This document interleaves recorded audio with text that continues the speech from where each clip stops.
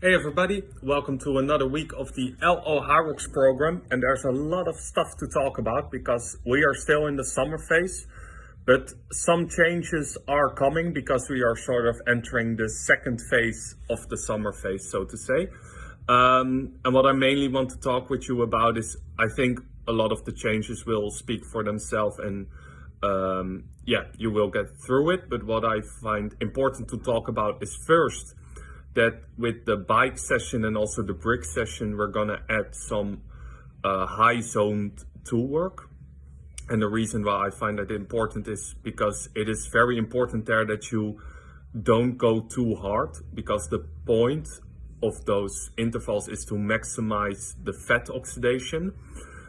So when you are doing an effort in general, you can use simply said fat and carbohydrates as fuel.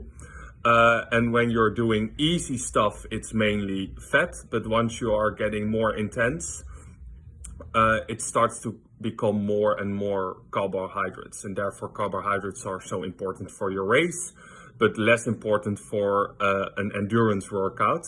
And what we now try to find with the high zone tool efforts is to maximize that fat oxidation. But if you go too hard, you will switch more towards the carbohydrate oxidation, and then actually you're not training what you're supposed to train. So therefore, I try to make guidelines. If you want to know it absolutely for sure, you need an exercise test, and not everybody's able to do that. But it's actually, you can also feel it already. Because on the bike, I would try to aim to put around 15% more power output than usual. So let's say your normal endurance ride is 200 watts. Then for the effort, you try to push around 230 watts. For the running, it's a little bit more broad. You try to run around 15 to 30 seconds faster than your regular endurance pace, but don't think because you're very fit that you should go to the 30. I would actually advise you to then stay more towards the 15 or 20 seconds.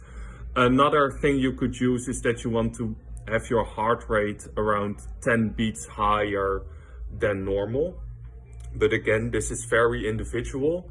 So maybe the last thing is it should still feel controlled. And of course, you're working a little bit harder, but you should still be able to talk, and your heart rate and breathing should still be under control. And maybe one more thing to add to that, I rather have that you do it a little bit slower and are still in your fat oxidation than doing it 10 watts or 5 seconds a K too fast and are primarily into the carbohydrate oxidation. So keep that in mind. And what I also wanted to talk to you about is the Hyrox workout, because in the last weeks we changed a lot with different exercises, and we're going to still make that to use, but now in a different structure.